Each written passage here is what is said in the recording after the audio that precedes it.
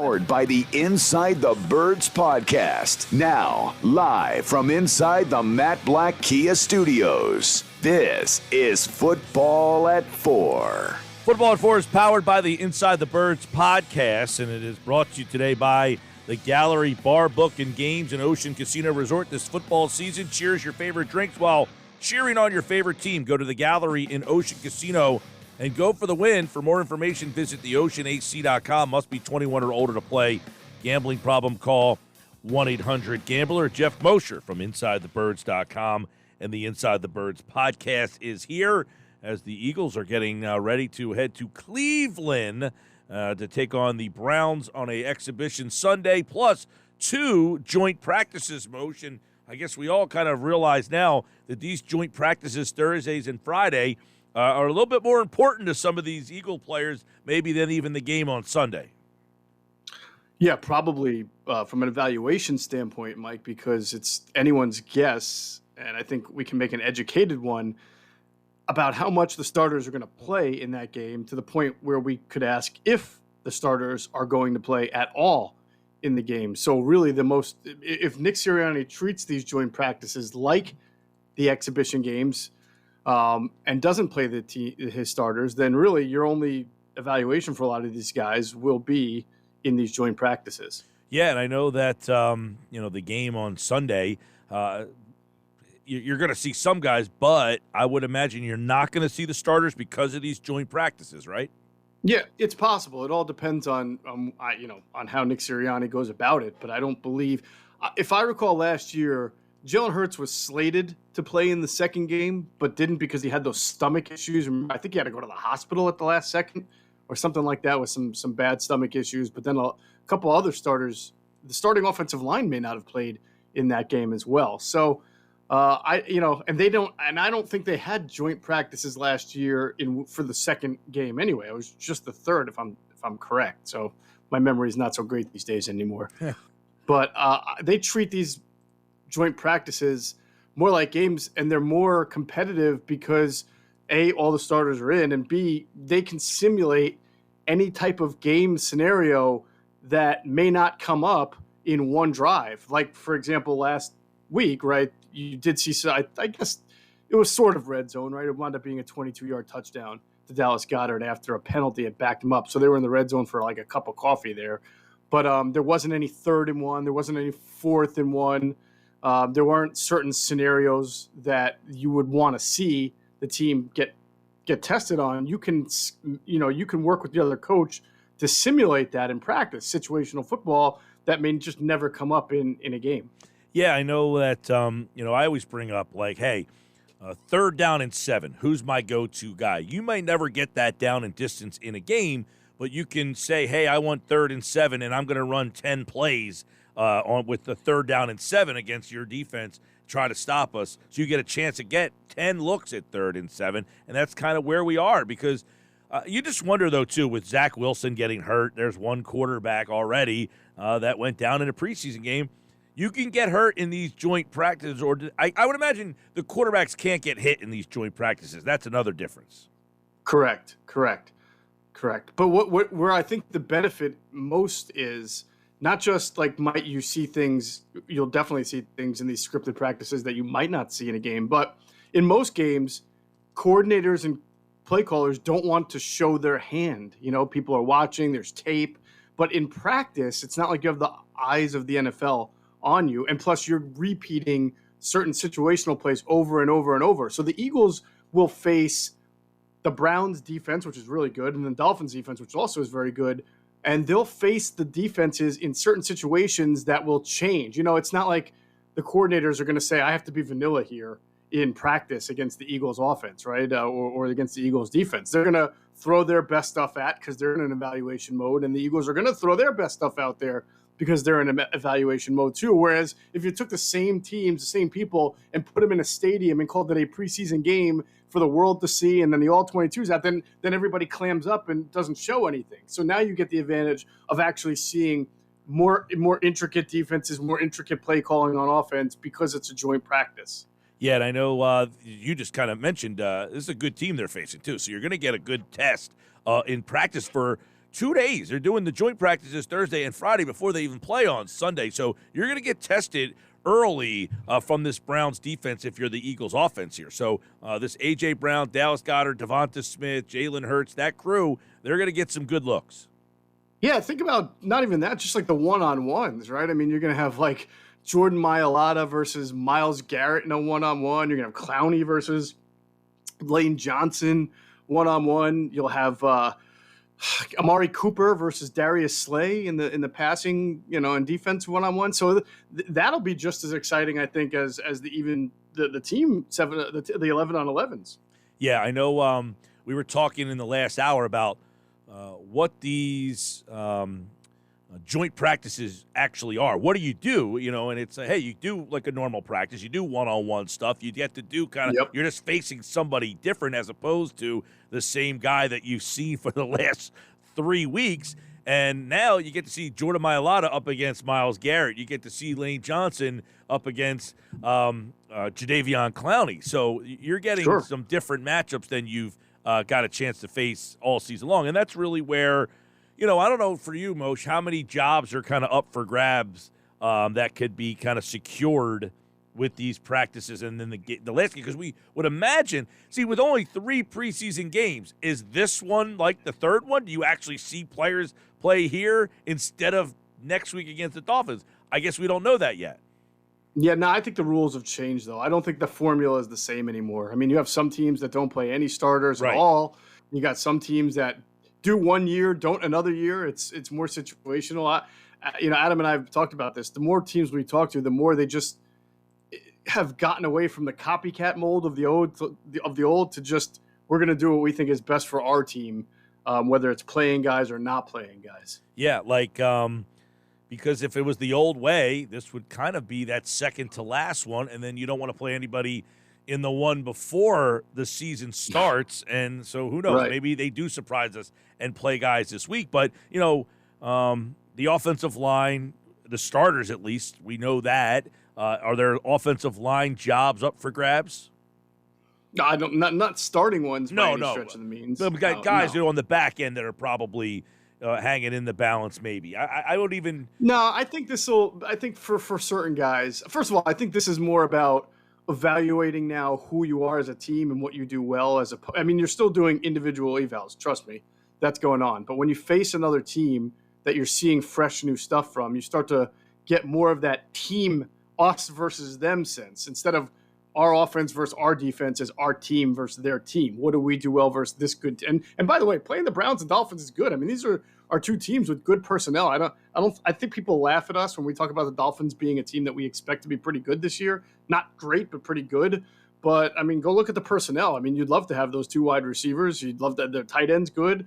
Got some good linemen. They have some good pass rushers, great defensive backs. So we'll be there next week, me and Adam, and that'll be a great challenge too. And of course, the Browns, great offensive line, good defensive line, good secondary. Obviously got Amari Cooper. I liken them a lot to the Eagles, in which they've got talent. They just have a question mark at the quarterback position. Their quarterback question is way different, though, from the Eagles' quarterback position. But if they had, if they had if they had Deshaun Watson playing, you'd probably think a lot differently about them.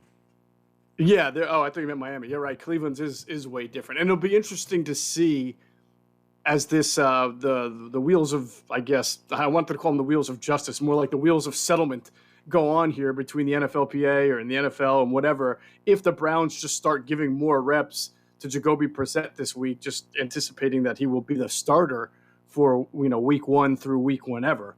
But either way, this will be really good for both sets of teams. I think that this will be good for guys like Nakobe Dean, who are trying, to make more of an impression. Not that he's done a bad job at all, but TJ Edwards has had a really good camp, and Kazir White's had a good camp.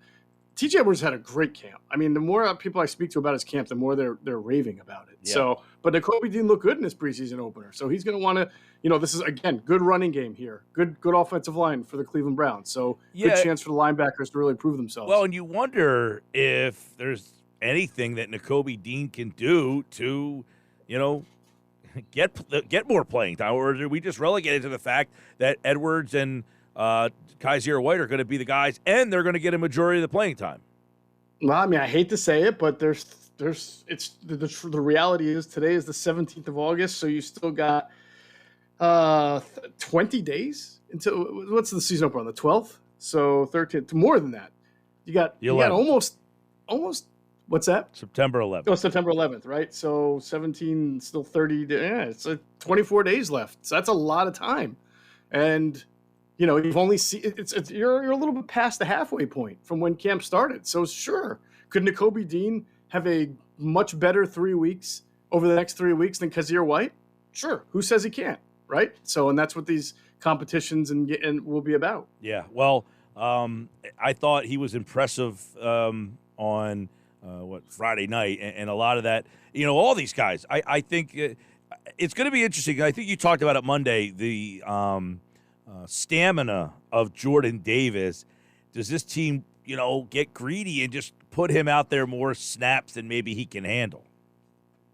Well, I think the beauty of how they've assembled the defensive line is that even if they're tempted to keep Jordan Davis on the field in a pass rushing situation or more means you're having to take one of Hargrave, Cox, Reddick, or Sweat off the field, or even Brandon Graham, whoever. So that's a difficult conversation to have, especially with the way those guys are able to rush the passer when you're talking about second and long, third down, 60% of the game, right? Yeah. So that it's going just like we talk about with, it's tough to take TJ Edwards off the field unless somebody's really outplaying him. It's going to be tough to put Jordan Davis on the field in pass rush situations unless one of those guys I mentioned isn't getting the job done. Yeah. I guess, we talked Monday about the trade, J.J. Arcega-Whiteside. They brought in a safety. That's one spot I guess we'll all be keeping our eye on Thursday, Friday, and Sunday. Yeah, safety is it's a sore spot, and it kind of sticks out like a sore thumb, even more so because of how much they've upgraded everywhere else. But obviously, safety right now is a big issue. Marcus Epps is their best safety, certainly their best coverage safety. The guy hasn't even been a starter for a year. I mean, everything we've seen Marcus Epps is flashing in certain games, but he has had a good camp. And then everybody after Marcus Epps, I think you got to be on watch for, because Howie Roseman is aggressive. He knows that this spot is not up to speed with the rest of the team and also with the rest of the NFL. When you look at other safeties, he obviously tried to get Marcus Williams in the offseason, struck out there, made a really competitive bid, just didn't get him. So we know that he knows that the spot needed upgrades and didn't really get a major one. So I would say, like you mentioned all the names. There's Anthony Harris, there's Kavon Wallace, there's Andre Chachere, there's this guy that they just brought in, Ugo Amadi. They released Jared May or waived him yesterday. There's another Reed Blankenship who's looked good as a rookie free agent safety. All of them Hart as well can be upgraded from. There's not one of those guys that I think is 100% concrete lock safe.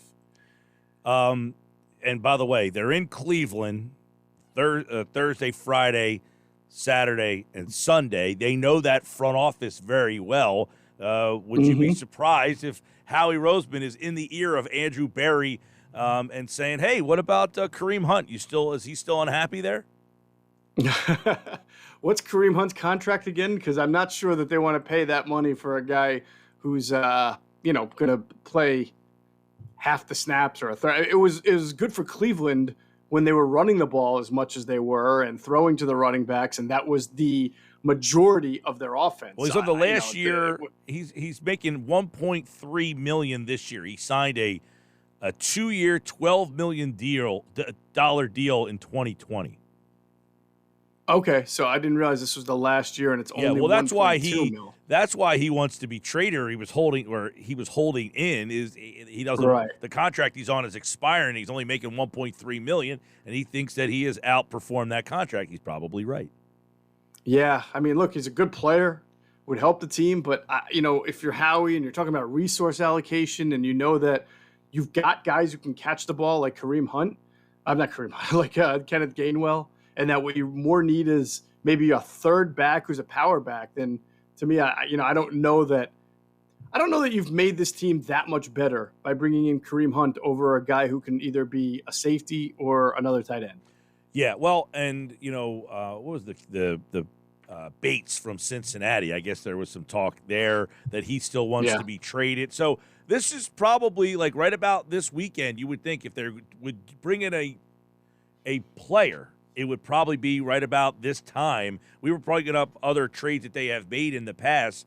Ronald Darby was another big one that they did right around this time when they got Darby for Jordan Matthews. And I feel like the Eagles do have the personnel depth that they can probably, we know some of the names that have been brought up, but they've got a lot of defensive linemen. They got a lot of offensive line depth. They actually have some linebackers. Yeah, they've got depth there. And, of course, Jalen Reagor continues to have a good camp and be out there. And, it's hard to see him having a top 4 receiver spot on this team. So maybe he is someone that another team's willing to take a chance on. So the 80-man deadline, because they just cut down to 85, right? So the next deadline at 80 is next Tuesday, same time, 4 o'clock next Tuesday. So I would think if there's going to be another move made there, that, as you mentioned, with that time being now, it would probably be before that deadline. Were you surprised that Moreland didn't make the team? Or is there a shot that he comes back, or was that just injury related? Yeah, they say it's hard to make the tub hard to make the club from the tub, right? He had an injury, and honestly, I'd have to know more about how they viewed him. Did they view him as an outside corner or a nickel corner, because they have good depth now at nickel? Obviously, Avonte Maddox, but Zach McPherson can play there, and I think that they've liked Josiah Scott, his versatility. They've been playing Scott at center. I'm sorry, not center, safety, along with in and out corner. So, yeah, I'm all over the map today. Josiah Scott as a center would be a pretty scary thing. Right. Especially for the running backs and the quarterback. But yeah, so I imagine that they felt that they've had the good depth on the inside there. Outside is still a question mark. You got Bradbury and Slay. McPherson would probably be your top reserve at outside corner, and he really hasn't played a whole lot there. So they're you've seen Josh Jobe actually getting some run on the second team. He's had a nice camp, but that's an area where they obviously could use a body. So, maybe they just felt like Jimmy wasn't going to be healthy enough in time or really contribute in that spot. Yeah, that's because, he's a guy who, we talked about the trade that they made. Amadi as a special teams player. Moreland's been a guy who's contributed to special teams in Washington and Houston. Right. So, and, they have a decent amount of special teamers who are good at special teams on the back end as well, from Andre Chachere. I'm sure if Blankenship makes it, he'll be it. They've got some good guys on special teams. So, I imagine they wish that Moreland had been more healthy to get a better evaluation of him. All right. Game Sunday. Moshe will be off the rest of the week for football at 4. So I know it's a little early, but something that Sunday afternoon that you're going to be watching for.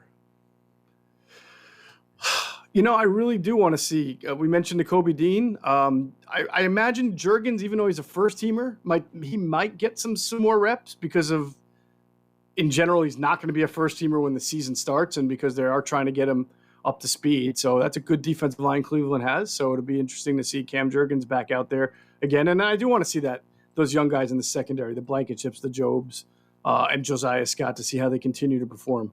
All right, Sunday at 1 o'clock right here on 97.3 ESPN. Merrill Reese and Mike Quick have the call. Football at 4. We'll have updates tomorrow and Friday as the Eagles will be joint practice. We'll have plenty of notes on both of those days, and then the game on Sunday here. Moshe will be back on Monday to recap the Eagles Sunday. It'll feel like a regular season game, won't it? Not really. No, not at all. All right, man. We'll catch up with Mosher on Monday. Take care, bud. See you, bro. Geoff Mosher, Football at 4 from InsideTheBirds.com and the Inside the Birds podcast. Make sure you download the podcast with Adam Kaplan and Geoff Mosher.